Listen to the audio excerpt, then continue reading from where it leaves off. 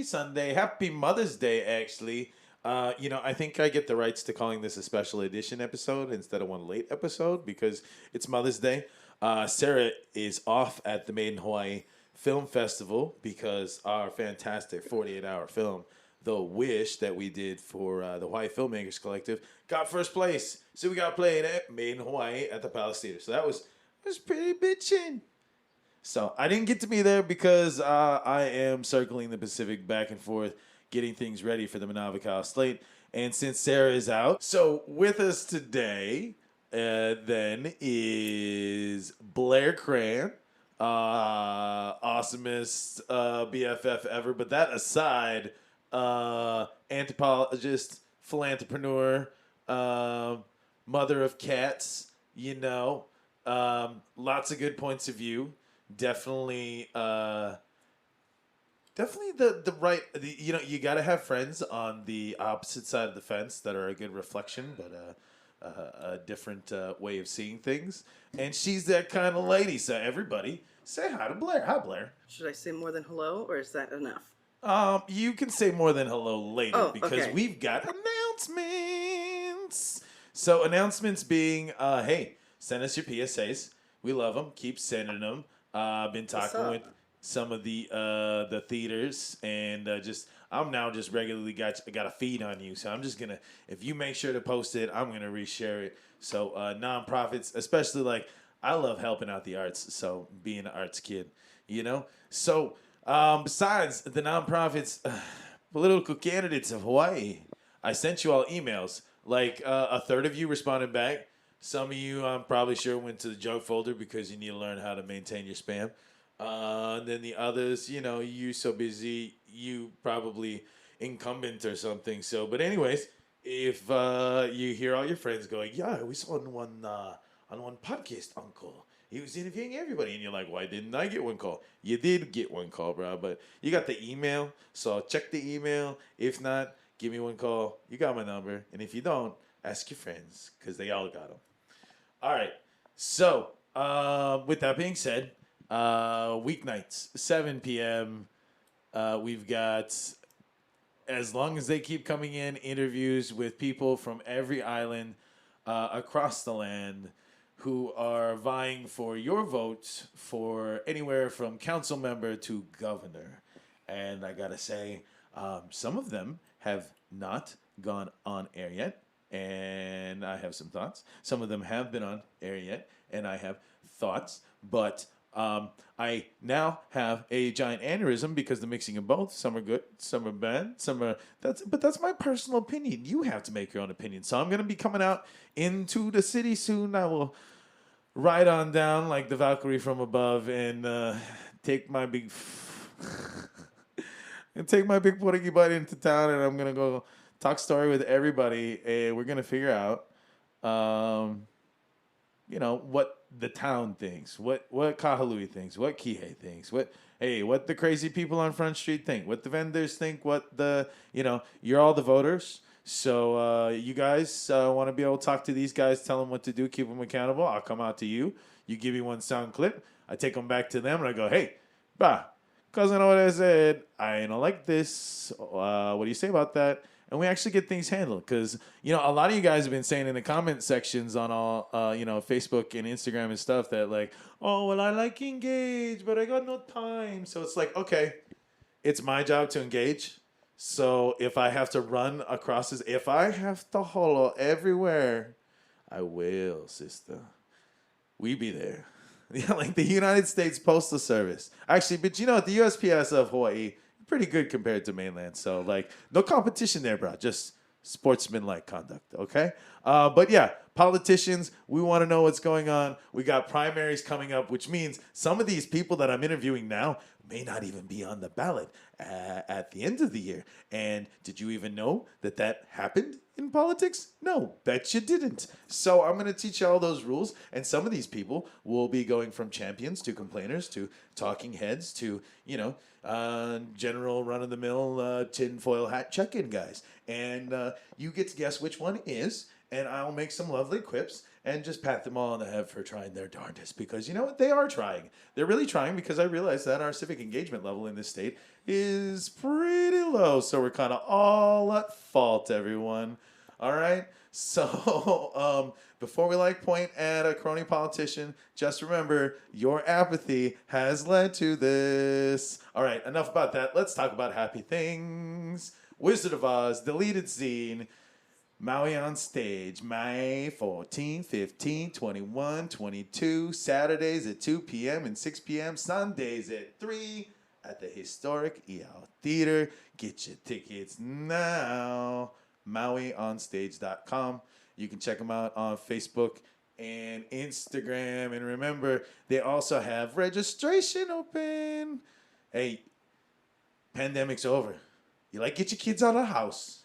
Hey, sister, you have one date with your boyfriend finally, because your 3 kids from your 2 baby daddies ain't got shit to do because he don't pay for the bills anymore, right?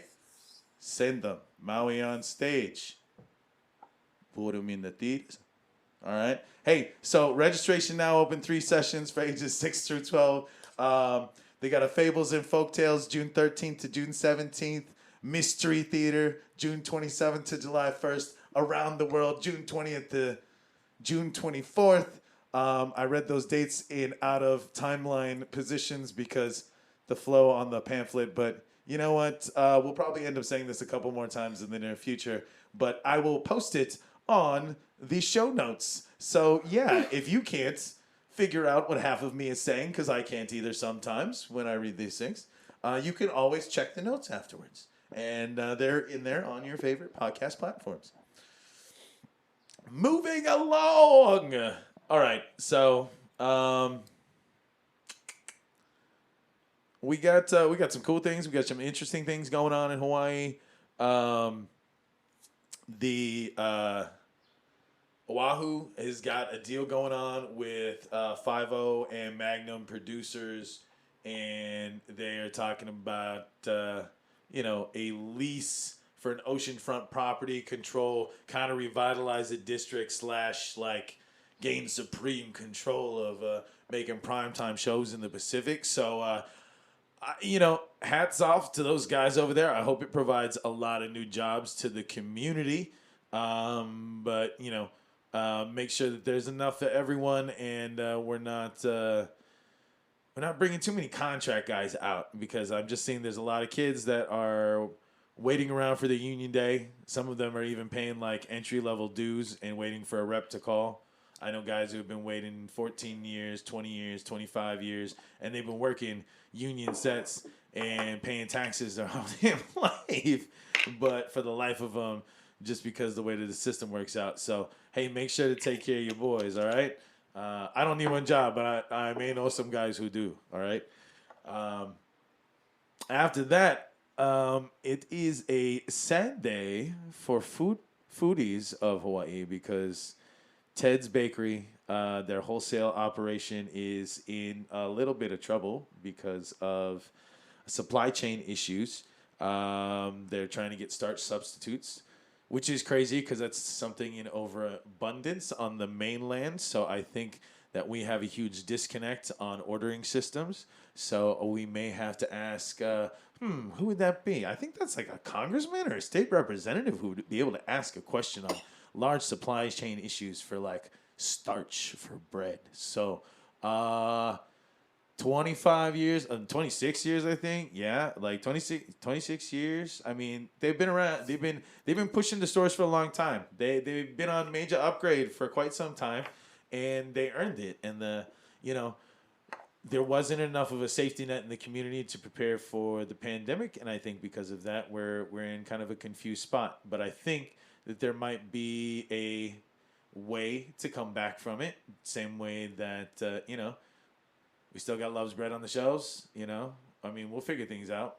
I think we can. In funnier news in Hawaii, visitor tries to sue Hawaii hotel after beach recommendation for try the surf out and wipeout. So that didn't work out too well. And then he went try and sue the hotel. Well, we do warn you folks when you get off the plane, like, especially if you land Kahului, like, you come right down the walkway or down the escalator and you look to your left, bam, bam, right there, bam. A little video, there's like a seal inside of a thing with the goggle and the snorkel. He's like, hey, bro, don't go out in the surf because you might die. All right? So now that we're in kind of a funnier space to talk, Madam Blair, if you got off of a plane into a tropical Pacific and there was an anthropomorphized seal that told you, watch it before you go in the ocean, what would you do? I'd probably listen to the seal. I think. I know I've seen other anthropomorphic animals say stranger things, and that one sounds pretty reasonable. You know, I grew up somewhere that's got enough riptides that, I know, like, don't fuck around with the water, so... I think that's a fine sample of the things that we will get into when we come back here in a few minutes after a word from Newsly. Moving forward.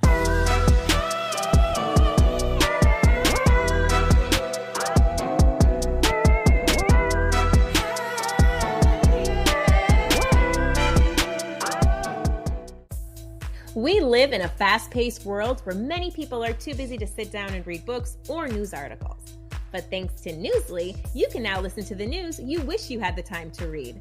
By utilizing AI technology, a natural human voice reads you the news, helping you grasp the information faster and more efficiently. Newsly provides the latest news updates 24/7, letting you browse articles from topics you choose. It even has podcasts, including ours.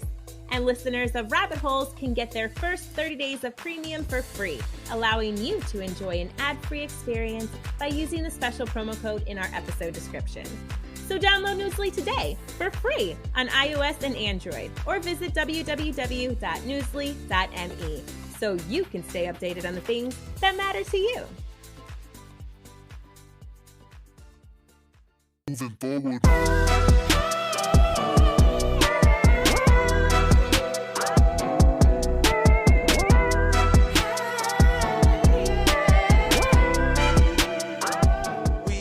Back, and you know what? It may be Mother's Day, but I feel that like every time I do a holiday episode, it's just darker depending on the holiday. So like I can only wonder how dark the Christmas episode could be. I'm getting a look that cannot be translated through a shotgun microphone right now. Anyways, so since it's a holiday episode, and if anything that the Easter episode told us is that we have to talk about the terrible things, so that way you don't have to talk about them around the table. You can put your AirPods in and nod your head with us, and then hope that secretly your dad listens to us too, because he thinks that Stephen Colbert was about a completely different thing when he was on Comedy Central.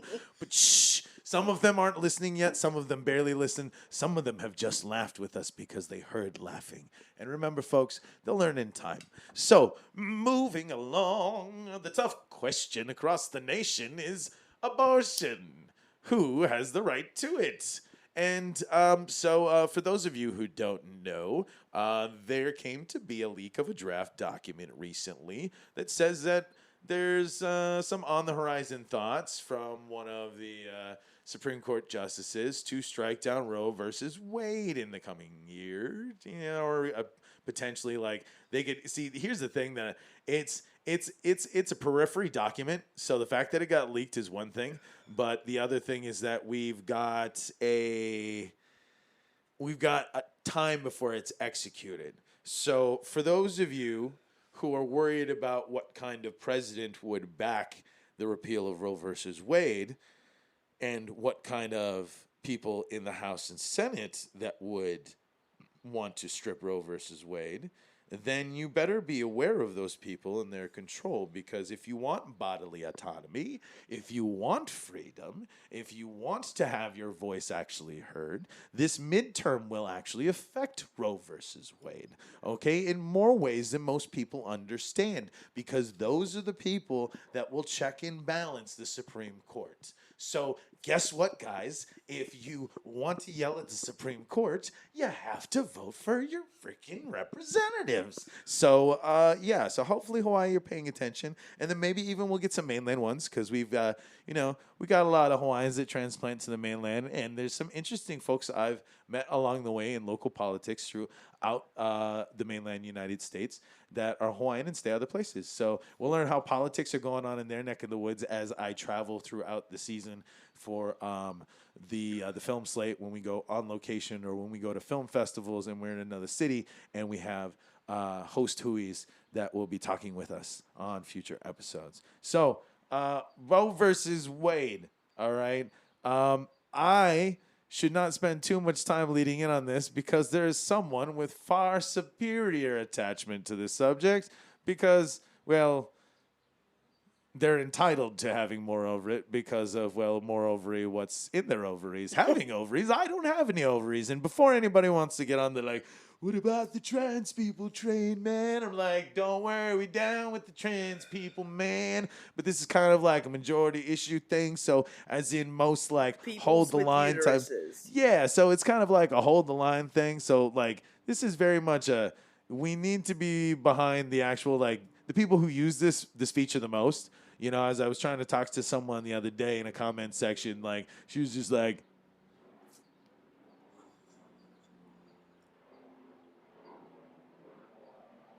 "Oh, I'm dropping pamphlets, right? They're just dropping freedom." I'll see myself out. all right.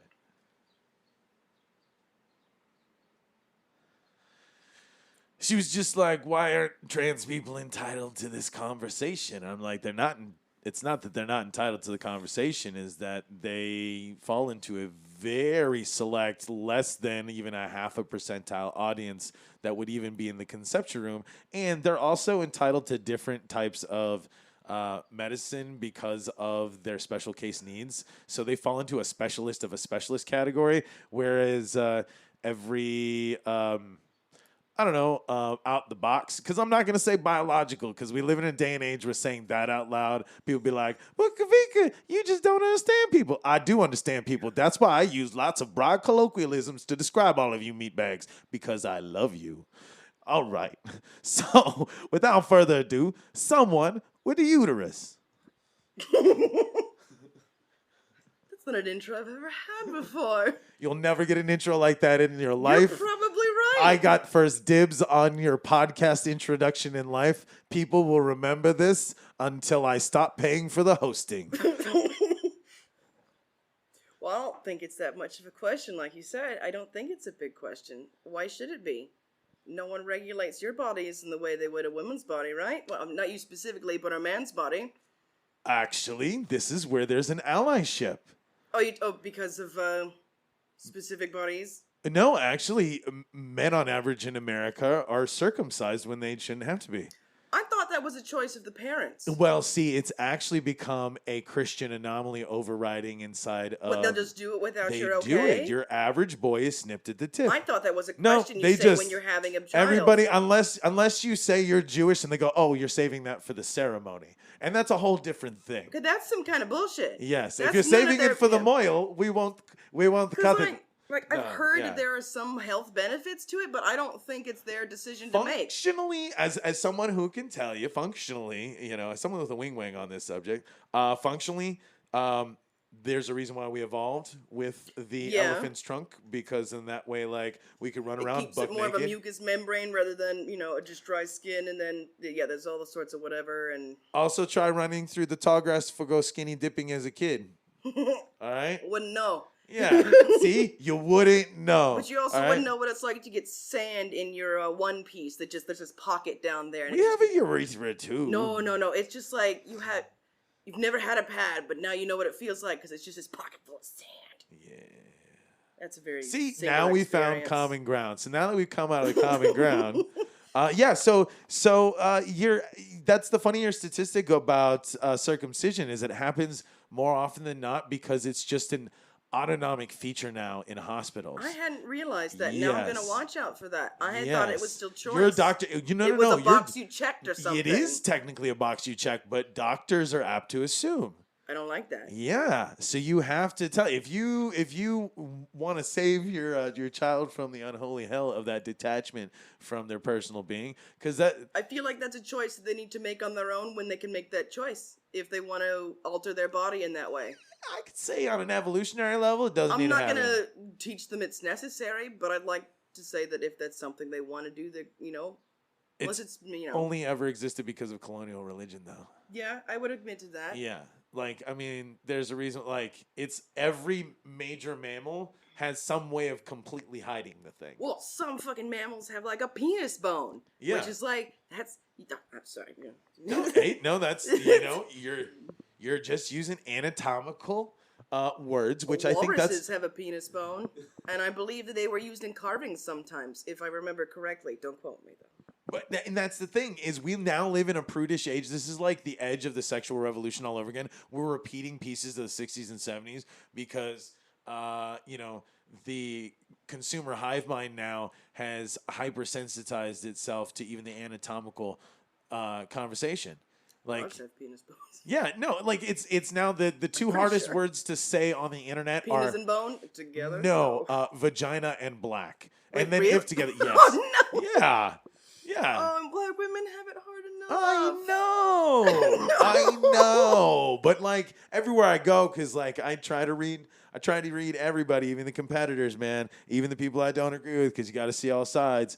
And the comment sections are scary. Like, those are probably the two. Like, that's why I feel like I feel like I'm being born all over again, because this is like just at the edge of 1985 when I was coming into this life.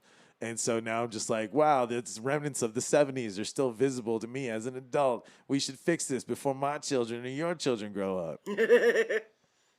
So. Which is what, sorry, just thinking about Ukraine. I remember reading some woman's talking about how she bought all this ammunition and gear and whatever. She's like, I will not allow my problems to become my children's problems. The same sentiment like that. And I just like, it's a fucking badass that steps up and does something like that. Well, she bought some big fucking guns too, not gonna lie. They look pretty cool. So what are your big guns on Roe versus Wade? Me personally? Yeah. Well, from everything I've heard and everything I've read and seen, I think the majority of our governing body, which happen to be white men, don't know piss about what they're talking about, considering, a woman's body will just shut down if someone rapes her, because that's how it works. And just a basic, I don't know if it's an intentional lack of knowledge, or they're just that fucking dumb that you don't understand how a woman's body works in the first place, so why should you make any sorts of law about it? Who are you to know? Well, and I don't really think Scalia knew what he was doing by even putting reference material, because most people don't realize how dirty a draft document it is. What do you mean by dirty? It's like first draft of first draft of first draft? It's the scribbles. Oh, it's here's just so some if ideas? You say something stupid... It shouldn't be a fucking idea, though. It doesn't need to be, and it never did. Because in this first place, they're not pro-life. They're just pro having the baby, because they don't care about the mother when she's pregnant, and they don't care about the child after it's born. We had a debate like that I visited when I was in college, right? Where it was some religious guy and some of their other dudes that showed up in a nice fancy suit with smarmy smiles, and just were going to argue the side against the crowd that they knew were obviously stacked against them, full of people that were. It was for a women's studies course I took. Actually the only one I took. And they basically stood up there and refused to acknowledge any points that were given to them because of this, that, and the other. And it was basically like, you cannot fathom what this is like, and you need to come to terms with this as an experience you can never properly understand. There are some things that, I think that's universal to lots of different experiences, that, you can do your best to be sympathetic, but you're never going to properly have the appreciation for it because you're never going to go through it. And I think that's part of it. There's that arrogance that says, I don't care what you think, I know best. And I think that gets coupled with a lot of people who are lacking for intelligence. It's not for trying, though. I mean, I think... They want to do something good, but they've lost sight of how to do it. Yes. I think they're guided by something that's not the guiding force that it should be. You know, and I think it comes back to the boogeyman factor of this current generation of voters. And I think, and I say current generation in the broad strokes of living people. I think what we now live in is a hive mind generation. And we now have to, and I think that's why we're jumping around. Like, I'm going to sound like a crazy time-traveling sci-fi nitwit right now to some of you guys. You're like, he's going to start speaking nerd, bro, and I don't know if I can deal with that. But, like, so here's the problem is the hive mind now sits in an infinite pool. It's like string theory, you know? And if you don't understand string theory, the best thing you can do is Quantum Leap. We'll be coming back to NBC. Plug. Deborah Pratt. Please come on the show, Deborah Pratt. But anyways... But no, so essentially what we're dealing with in the hive-minded society is that we have this string theory moment that social media and the internet's provided. So timelines of thought have collapsed on each other. So you no longer have a Pepsi generation, a Zennial generation, a Boomer generation. I really think now we are the Anthropocene generation, all of us together. We are at the point to where no matter what, we liked it or not, we reached mind unity before we evolved. Do you think that's because, like, the generations aren't as far apart as they seem to used to be? Like, there used to be larger swaths of time were considered a generation? Oh, and it's just like, bam, every 5 years is something new. So it might as well have, like, gets quicker and quicker and then smushed into the just... I like to call that the pop culture gap, because you can actually measure eras and epochs by pop culture, because, like, pan flute was totally in for 1,000 years. When I was a kid, and we go to just, you just go out, you go to Seaport Village, whatever, and they used to have the Peruvian pan flute bands that would go out and sell their CDs. Dad would swear they're following us. I said, look, they're here again, and they're following us. So and then I married a Peruvian. And then you married a Peruvian. But he's a beautiful golden man, and I can't say anything bad about him because there's nothing bad to say. So I think the bigger part of the Roe v. Wade conversation is, like, one, like, this is an actual, like, outcry for the communities to come together, because I don't think most GOP males understand, like, Republican males understand that, like, the last few times that our own special interest groups inside the Republican Party polled the Republican Party internally. So Republicans doing reporting on Republicans for Republican statistics, they found that in, like, 60% of cases, the constituency was down with using services like abortion. So, like, it's crazy that we have this very minute, like, crazy ultra-conservative group that is really peeling away from the moderate nature that the Republican Party has expanded into. Because, I mean, we've condensed this hyper-party scenario so much that there's not enough middle, and we're starting to see Republicans come towards the middle. We're starting to see Democrats come towards the middle. We're starting to see moderate parties kind of like Britain, and I hope maybe we'll at least get, like, a tertiary, like, shadow party system like their parliament did. I can't see us changing anything anytime soon, personally, but... You know what? And the look on your eyes, I agree with you. Like, I know that look, and I know, yeah, okay. I don't know. I'd love to be hopeful and everything, but... I kind of feel like I'm supposed to know better. Yeah. It doesn't mean that proper engagement can't change that, but it's got to be in force, in mass. Everyone's got to do it. But do it, rationally, reasonably, and with a lot of thought put behind it. Yes. Realize is what you're choosing good for everyone, not just yourself? Because if you're only benefiting yourself, you're not benefiting everyone. And are you really doing good at that point? And I think that's what it comes down to, the core part of who's the constituency, and that's what I have to say. Like, I may be using such a bland and vague word, but I am referring to us, the female population that's in charge of this conversation. I feel that they're the primary constituency in this conversation. So, like, this is a biological females first, and then secondary, tertiary, other identifiers. Like, please rally behind them, because right now this is their fight, and by making it your fight, it then makes it easier for you in the future, because right now we're at such an arcane point that you will be wiped off the map if they are not helped first. So this is where we have to toe the line as allies. We have to see a common ground. We have to see where we're all coming together. I'd have to say to my don't tread on me Republican friends, freedom. How many times do I have to say freedom? If I can add to that, it doesn't matter if you have a mother, a sister, or a daughter. That shouldn't be the only thing that ties you to the cause. It should be the fact that someone should have the freedom to do with their body as they choose, which what is right for them. So it's not just because you might be related to them, it's because it's the right thing to do as well. That's, you know what? That's our Mother's Day challenge, is ask your mother or your sister or someone who is a mother, wants to be a mother, could be a mother, has decided not to be a mother. You need to saw all points of views.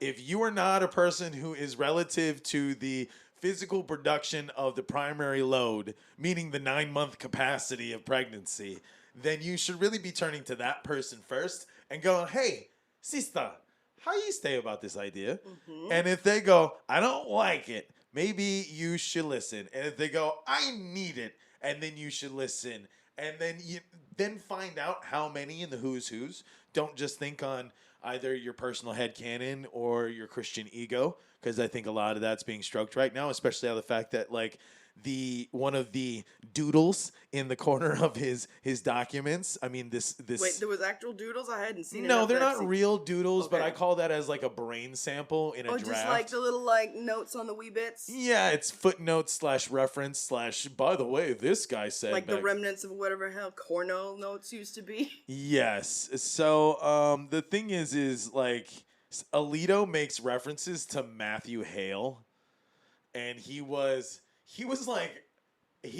a judge of the time that was responsible for like condemning people as witches. What? Like, he believed in that stuff. He was also a justice of the peace and was quoted at times as referencing that because women had given themselves from God unto their husband, that this is where the whole rape doesn't exist in a marriage thing. That's some bullshit right there. This guy was the center of it. That's some puritanical goddamn bullshit.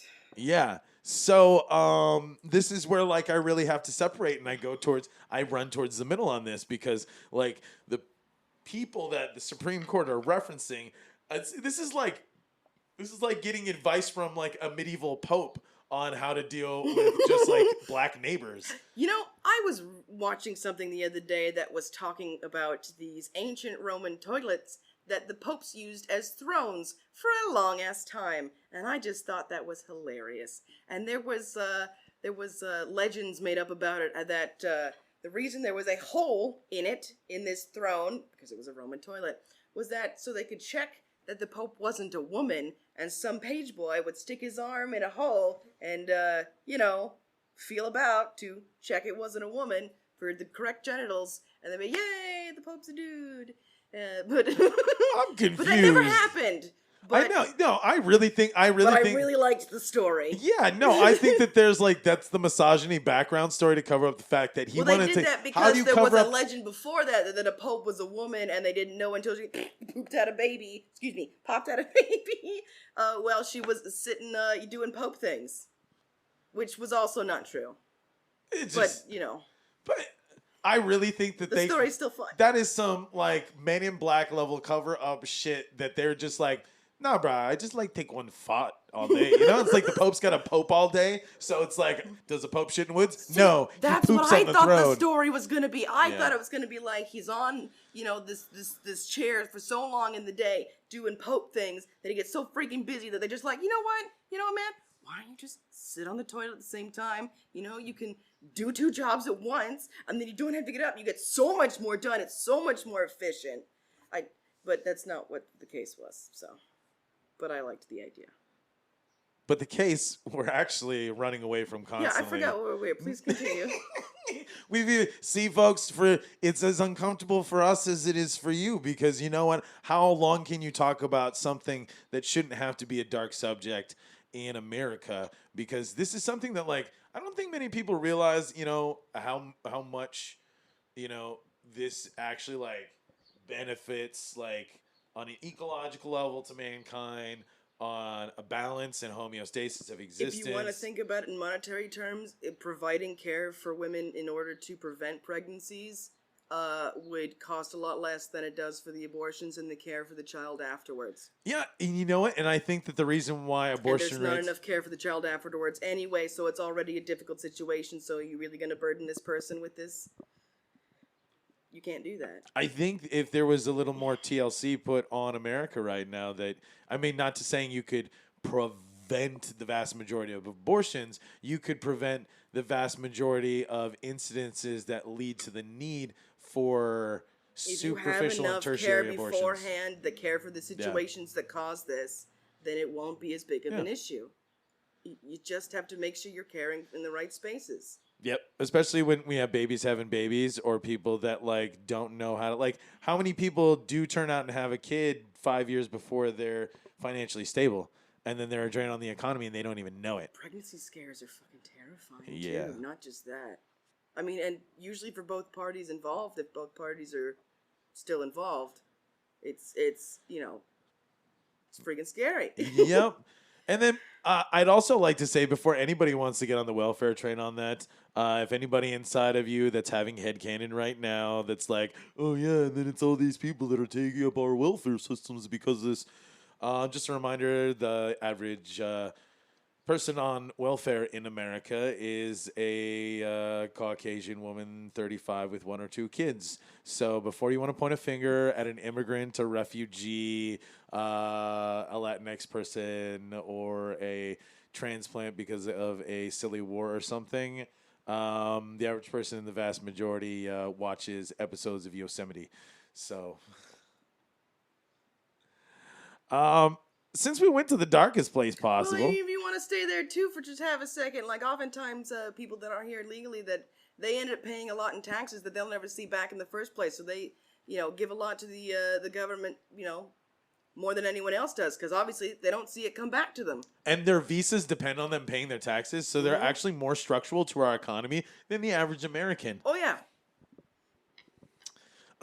Speaking of structural economy for the average American,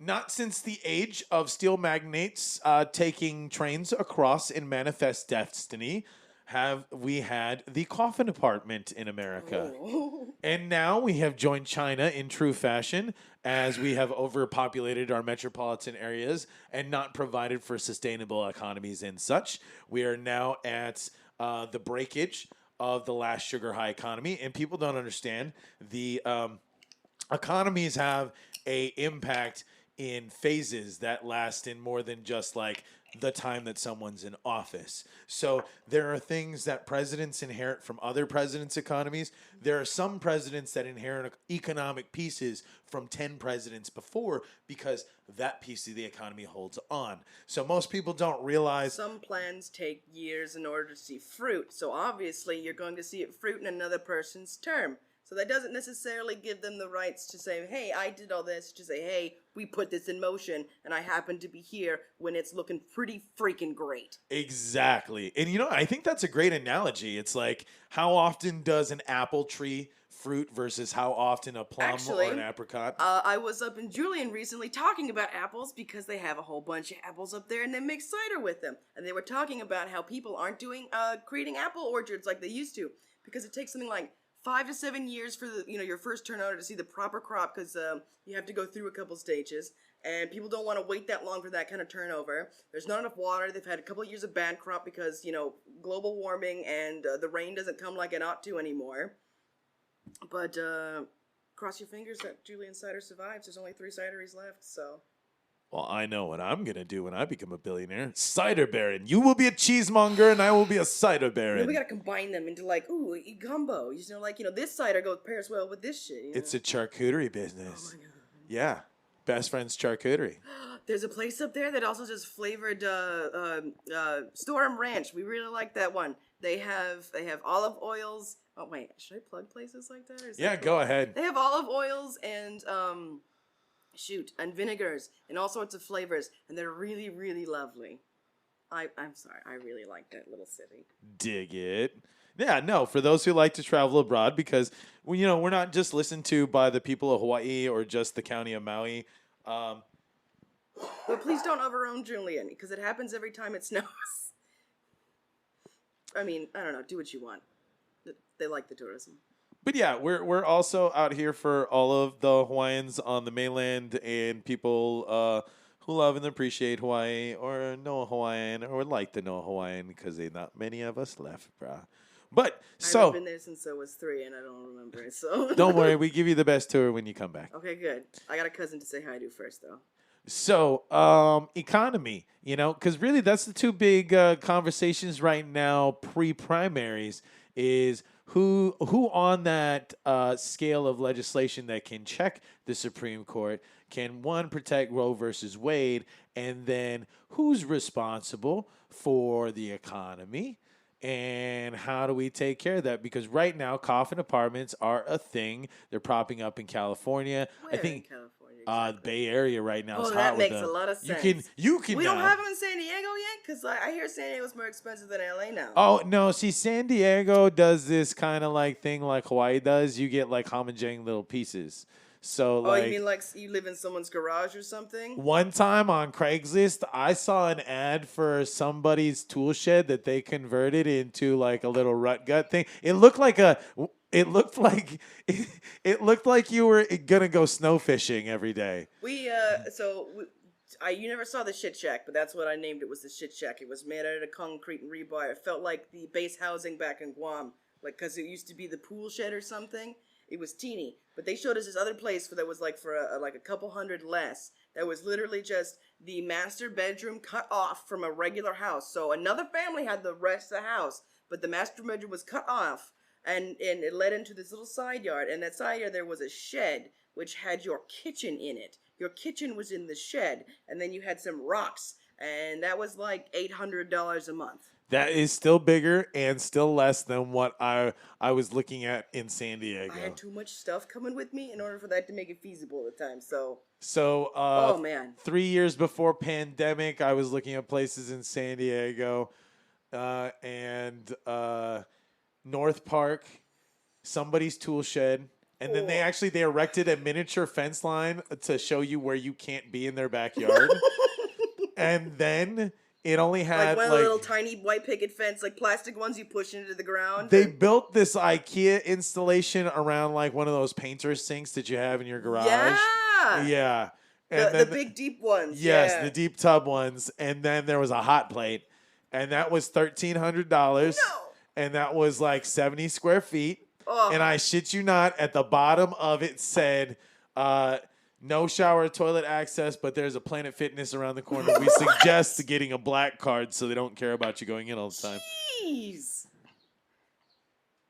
What are you supposed to do at like 2 a.m? And like the Planet Fitness is 20 minutes away, but you gotta shit now. And that was 5 years ago. That was 3 years pre-pandemic. That's ridiculous. Yes. So you can only imagine where the rest of the economy's gone. So wait, where did you find this one? That was Craigslist, North Park.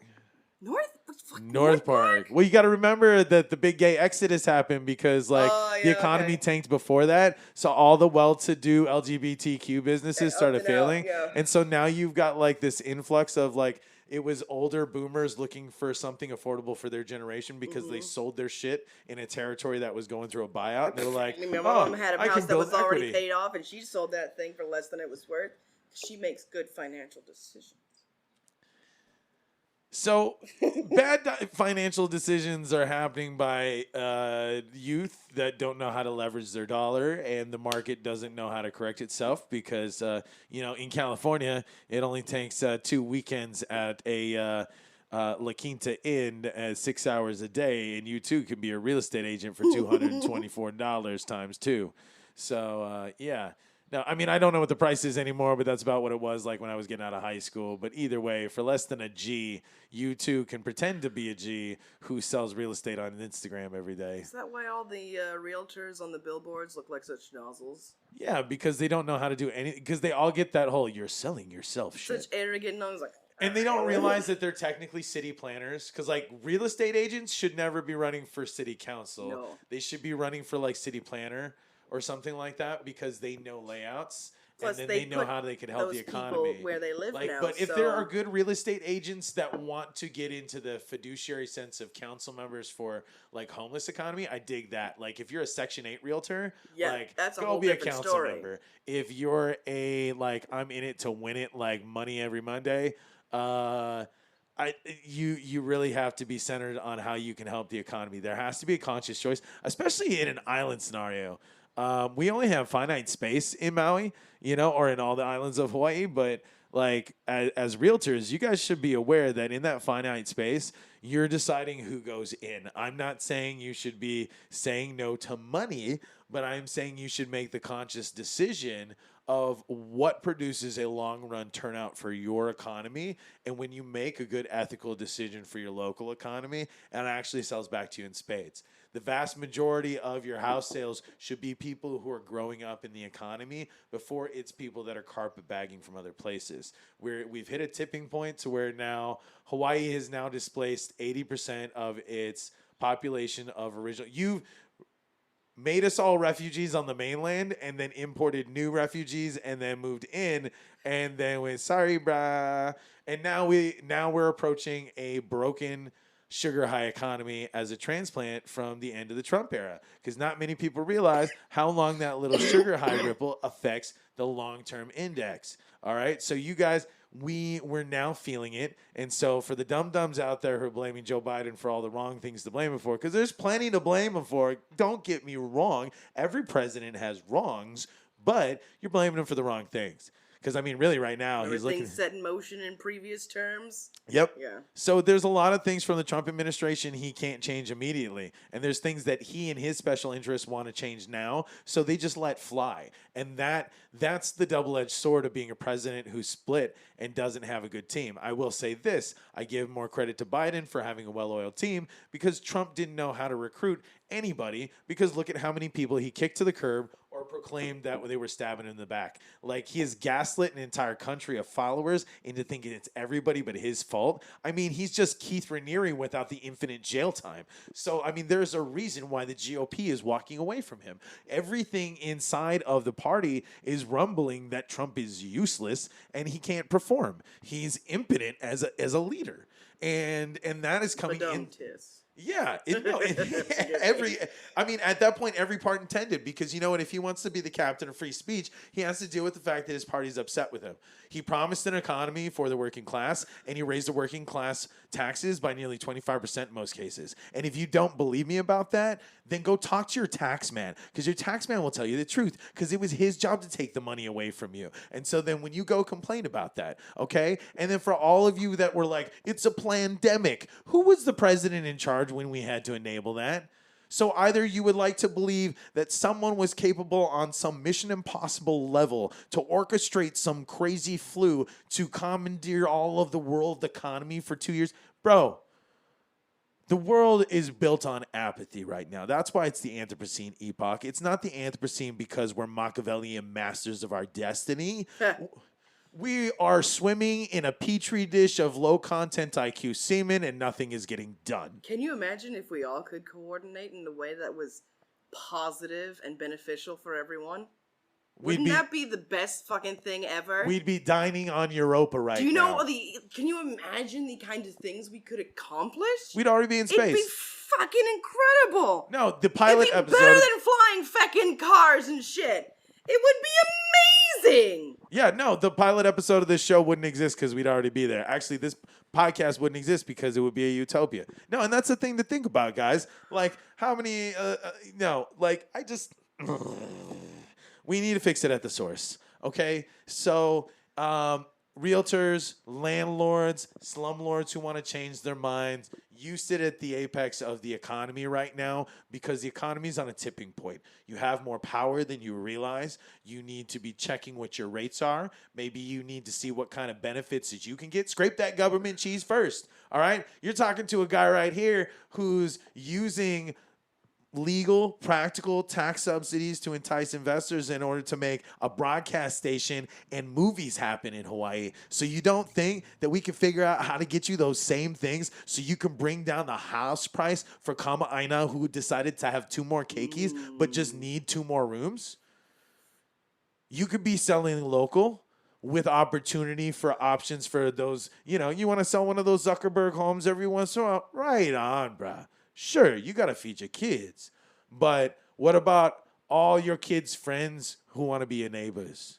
We got to take care of those people first, so that way our economy can be stable. I'm not about hyper-localization, but we are stuck in the Pacific, so it has to be thought about. But we do play ball amongst 49 other states, a pile of city states, and some clandestine territories that most of you don't realize are on the map. So for the colonial states of America that extends beyond just the 50, there's a lot at play here. And you contribute to that economy, because if Hawaii, the most expensive place to live in America, could actually drop its cost of living, it would be a beacon of hope to economists in other states.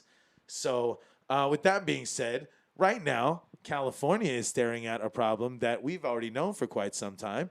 You can live in a coffin for $800 a month and share. I mean, we used to call these hostels back in the day, but now there's too many. So I mean, what do you? I mean, it's like I've only ever stayed in a hostel in a different country. I've never done it here, but I've never had to. Yeah, because we took the S out and we made hotels. Yeah, I know.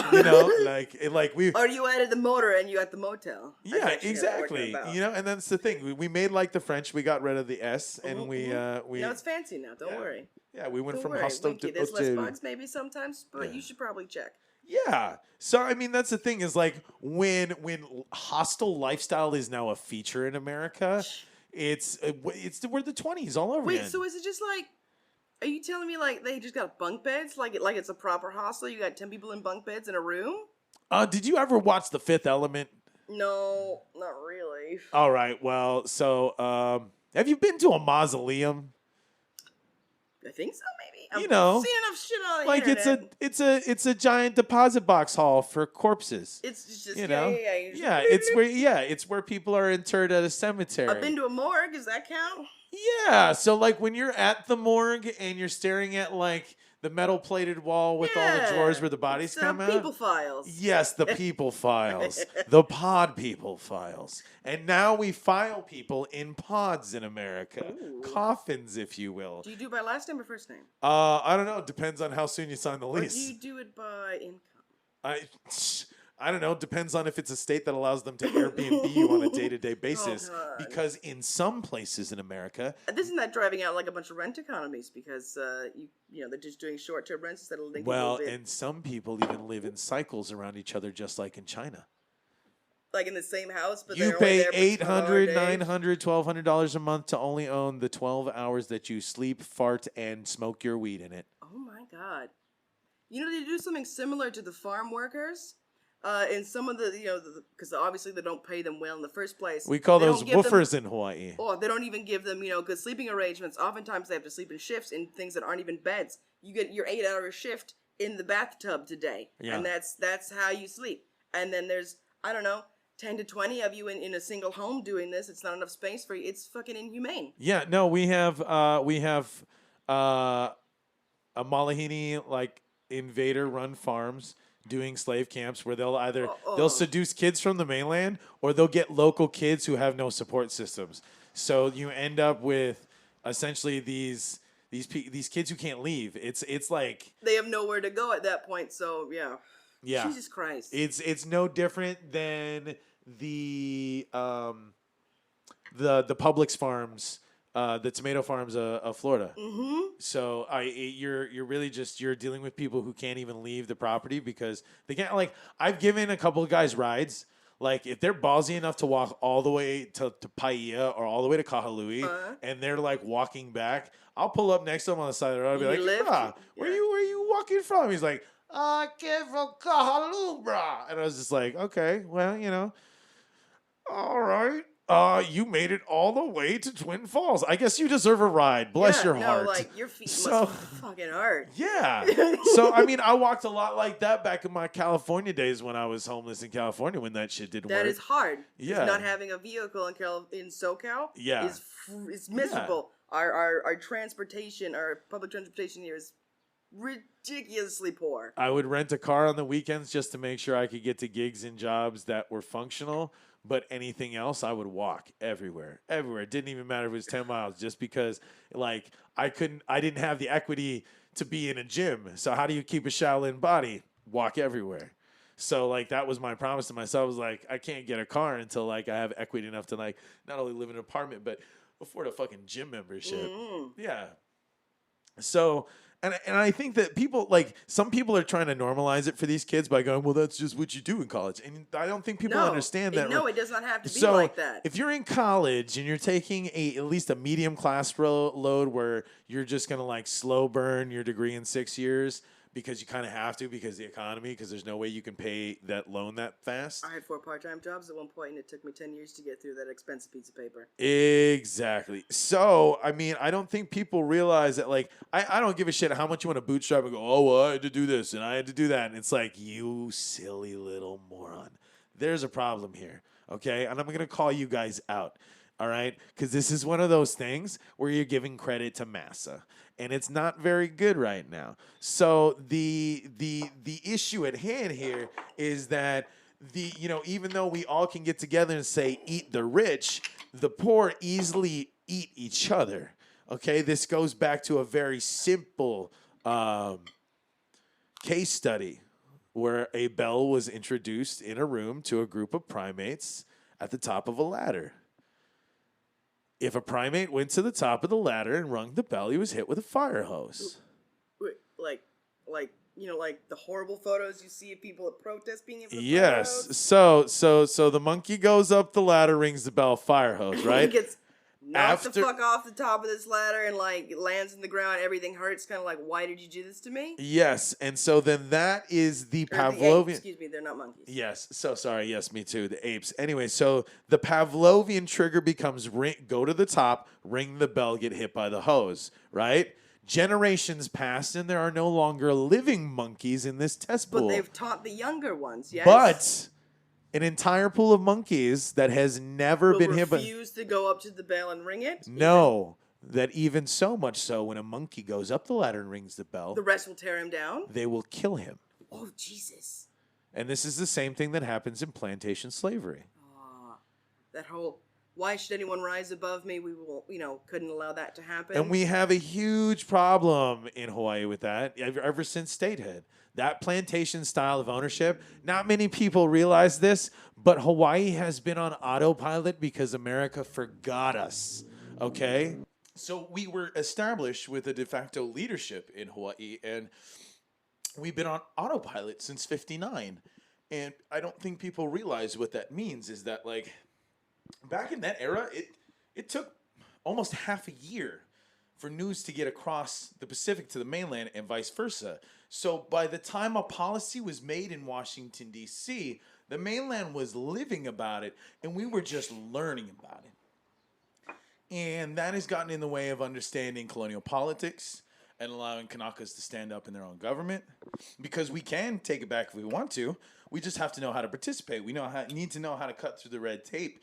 And if there's anything that these interviews should teach you is that we have people from all walks of life running, okay? So, I mean, we have upper crust society people who have degrees in, tax law and conservation. And we have simple people who are just, farmers. We have people that are firefighters. We have paramedics. We have, it takes everybody to help run the community. And I don't think that these people have yet realized that they are inheriting an autopilot system that people have been corrupting for years. And that's really what's gotten in the way of progress for the Pacific, is that a lot of these candidates, I'm sad to say, like they have a sight on what their job is, but they get distracted on the bigger picture of their job. So whether or not they're seduced by the dollars that come with the control of that job, it's the power. There's been a few good, humble candidates, but I can't name names because you have to decide for yourself. And I think that in some cases there are candidates that need to rethink their approach because I don't think that they're fully prepared. And I think that in that case, out of fairness to them, because I don't think that they were educated as they grew up in American electoral society. So I think some of them have a really good sense, and that's why that person's going to get elected. Or some people who have no sense of what the real job is, but they know that if they got it, they could wave a wand. I think that we have people on a local level that don't know how to hold the county and the state accountable.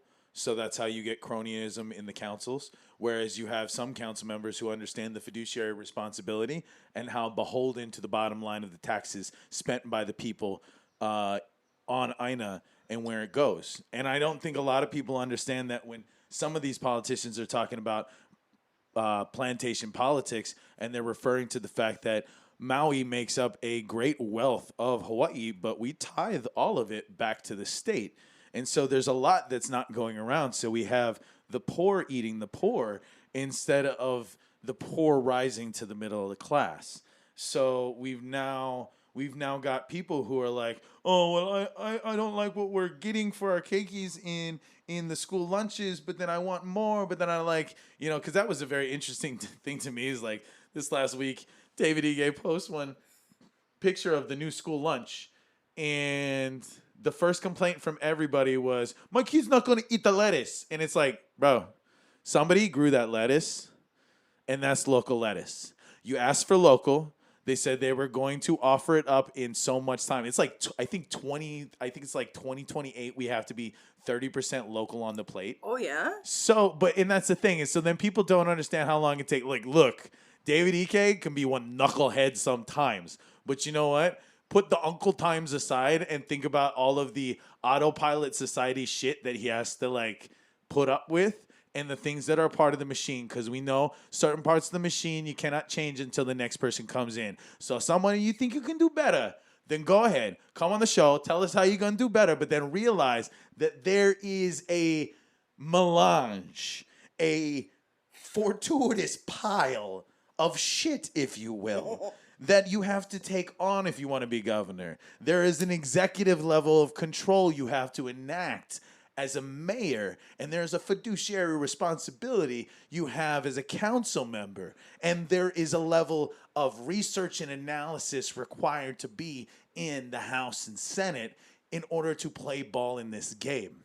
We have disillusioned candidates just as much as we have qualified candidates, and the disconcerting thing with the disillusioned ones is they don't know what the definition of their job is. And that's why I'm going to say out to you again, anybody else coming on next, if I ask you what your job does and you don't have the complete answer that matches up with the right answer because all the other candidates will say the right answer, the people will hear it. Okay? So this is the difference between me and Jon Stewart or Joe Rogan is I'm not going to sideload the conversation a little bit in my favor. I'm going to give you even more warning than Jon Stewart would give you. I'd give you even more warning than guys like Colbert would. But what you need to be aware of is that there's a system to this. And we have to stop blaming the boogeyman, and we have to start recognizing the apathy that put us here. So if you want to run for office, I'm going to tell you the second time you get interviewed, there's going to be a quiz on what your office does and what your plan is for that office. And I, with my team, will have decidedly looked at all the material because, quite frankly, at that point, if I understand how governors' jobs work, I have to understand everybody's jobs beneath it, and hopefully the audience will too, and then everybody becomes accountable because I think this is insane that we live in a society now that you've got to woof for $500 a month to live a $4,000 a month lifestyle, and instead the poor are eating the poor instead of banding together and making sense of reality, and the people up top are just asking for more off the bottom line and just asking for more cream when they're swimming in cream. So we have no center of the economy. And how do we fix that? We teach people how to hold the tax system accountable so we can offset the welfare system for a slight time by utilizing it and then push out of it. Like, use it properly. Stop using it the way that, like, all of these woofer B movies are doing by introducing mainland money to Hawaii and then taking away 4 times that in tax dollars back to the mainland. So, like, we're bleeding an economy that could be serving the people, but because of this de facto autopilot, we're just a bunch of people playing house. Moving forward.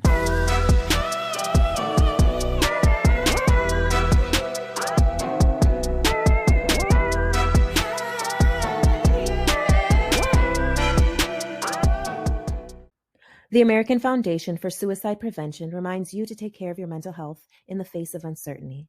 1, focus on what is in your control versus what is not. 2, do what helps you feel a sense of safety. 3, remind yourself to stay in the present. 4, stay connected with others. You can reach the crisis text line by texting TALK to 741-741 or call the National Suicide Prevention Lifeline at 1-800-273-TALK. We're in this together, and help is always available. Moving forward.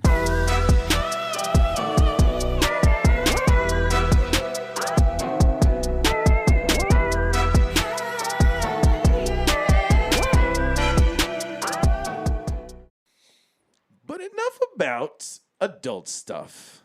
Actually, no, let's a little bit more adult stuff because we got to talk about the Rona for like 10 more seconds because now as we talk about pop culture, gossip, entertainment news, etc., because that's important in Hawaii because like Hollywood employs like half of us out here.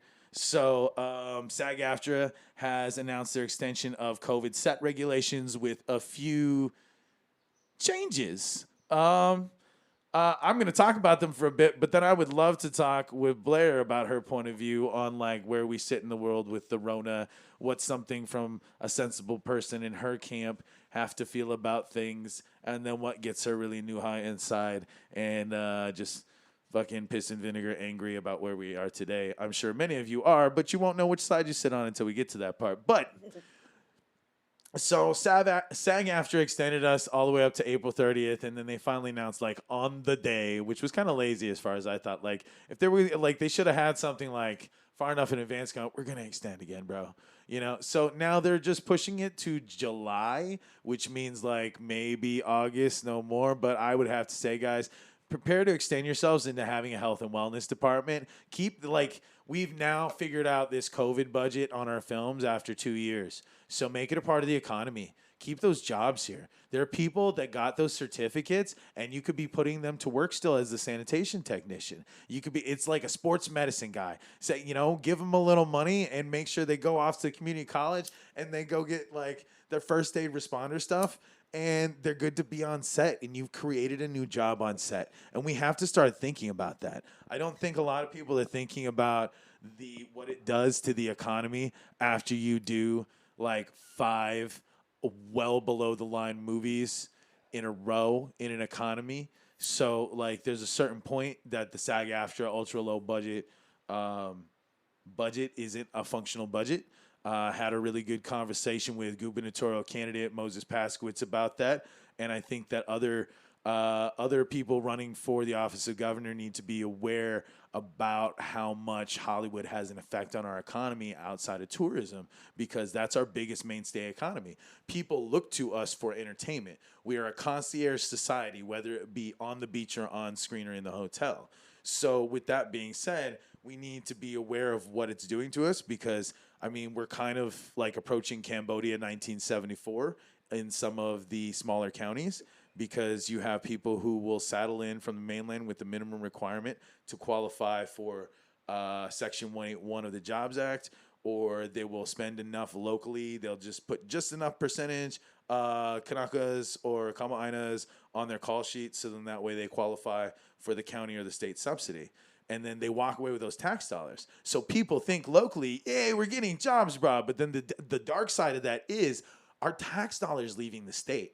Those tax dollars are meant to live inside the state so that way we can build bigger businesses and we can compete with the larger economy across the world. Like Hawaii could be owning its own Hollywood, much like Korea does, or Bollywood, and it wouldn't have to answer to California. Because at the end of the day, it's like, if we're all part of the United States, how come we got to bend the knee to California like Los Angeles when like Hollywood, Hawaii? How much filming happens there that doesn't happen in LA that comes from LA too? Exactly. And that's the other thing is people don't realize that how many union members are local or Kama'aina or Kanaka that have grown up waiting for a day on set or have just they're waiting on a referral list, but there's just all these guys brought over from the mainland, and then they figure out tricky ways to put them on a tax form so where they can still get the tax money for bringing a carpetbagger in, and then they stay, and then they displace us in our economy. Oh, okay. So yeah, and then we become more refugees. So like Hawaiians are the most active refugee. Like we didn't get reservation land. We get to wait like 200 years for homestead land as we become a skeleton. We'll get buried in it maybe if we're lucky. But yeah, so I have a lot of bones to pick with where that sits with the unions. But anyways, SAG-AFTRA extends COVID set rules to July. And a few changes for those of you guys who mix with unvaxxed folks and you want to try to get them on set. Here's how you work with it. Group C and D technically don't have to be vaccinated. All right. So if you do a 4-zone picture or a TV show, you work people on the outside rim. So then you're like production design of like full build. Cool. You can have, if you've got a bunch of upcountry bras that you need to give one job to, but they're all anti-vax, great. Hire them in their singular bubble and put them to work. That's how you use that resource now. So you can label them as zone C or D.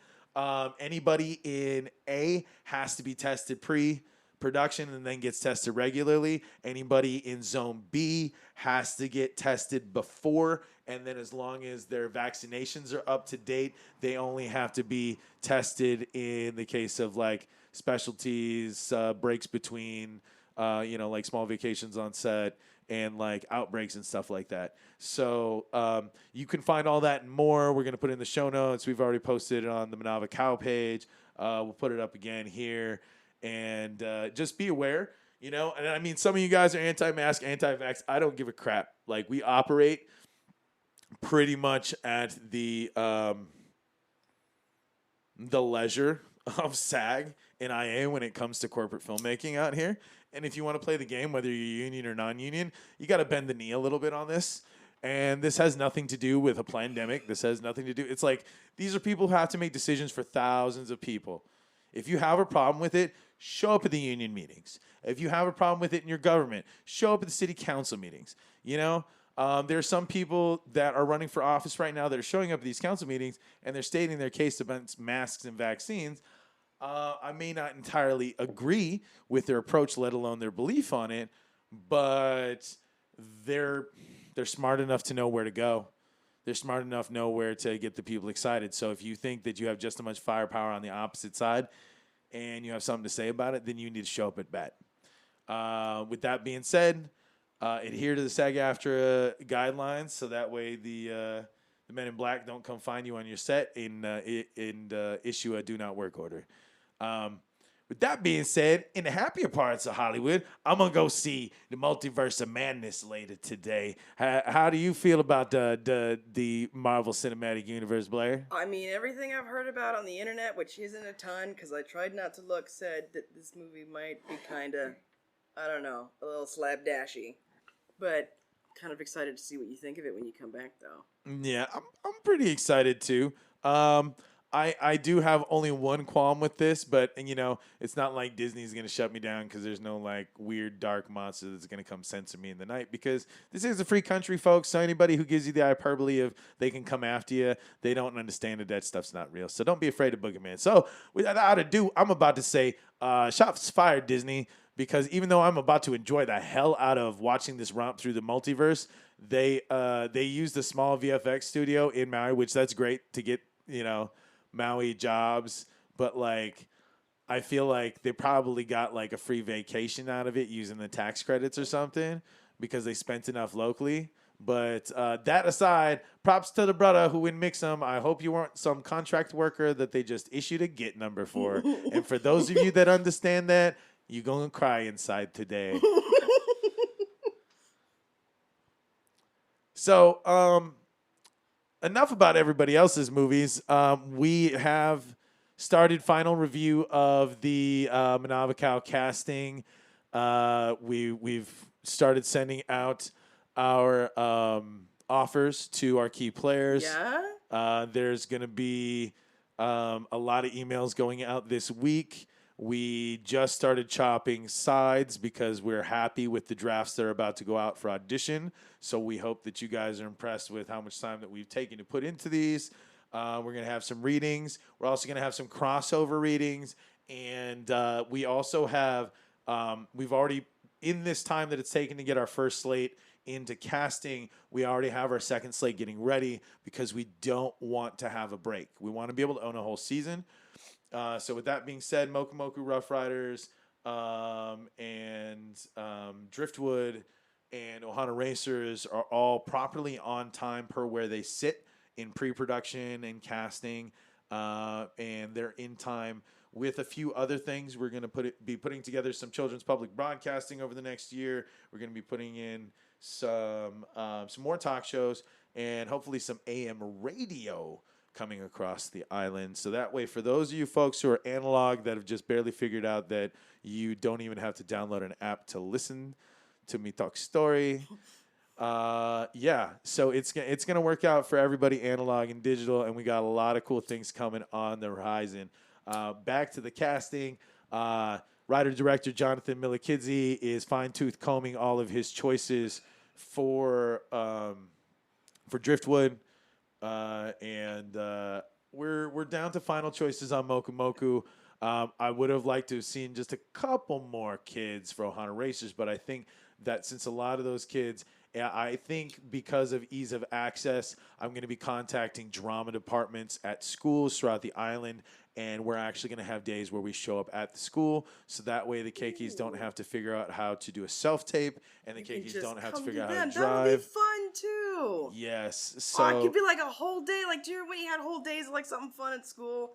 Oh, that's what the best I got to be a part of a generation that experienced the same thing. Not many people know that the movie Bring It On, even though it took place in Daytona Beach, was shot in Oceanside, California. Was it really? That's the Junior Seau bandshell. That's the Oceanside Pier. That's not Daytona Beach. I've never seen the movie. I just know it was filmed there. So there was a huge casting call, like out at the pier, and all the kids came out, and So we're gonna do something like that. We'll be coordinating. I'll be figuring out the kakua to all the drama teachers and the drama programs. And with the help of the Maui County Film Commission, we're going to figure out how to get to all of you. And it might be a little bit more of a fanfare, but I think that everybody can agree with the extension of the SAG-AFTRA guidelines. For a small picture, I would rather invest in trying to create that health and wellness division that sits in a post-COVID time, and then budget for a audible in I guess I have to pay Rona fees. And then we also know how Zone A, B, C, and D works for employing all of you, because we're hiring in the office right now. Resumes, if you want to send them in, aloha@kawikahook.com. Before we go, we'd like to wish Sara a happy Mother's Day. She'll be back soon. But she's doing that red carpet thing at Made in Hawaii, and she's also going to be very busy. She's been shooting a few specs. She's trying to get some scripts in the pipeline with some big players, and she may have to from time to time. So awesome-tastic folks like Blair, Jonathan Milikidze, Brad Starks, Austin Alimboyogan, and quite a few other amazing voices of Maui will be coming on as secondary commentary, temporary co-pilot, there to either excite, agitate, annoy, or extend my abilities as I access your brainwaves across the interwebs. So, mahalo everyone for coming here today. Blair, thank you. This was fun. It was. Thanks for having me. Yeah, maybe we'll have you again. Fun. There's always the Comic-Con episode. Yeah. All right, folks. You be good to one another. We'll have a more fuller, action-packed episode next week when it's not a holiday. And we'll see you soon. Aloha.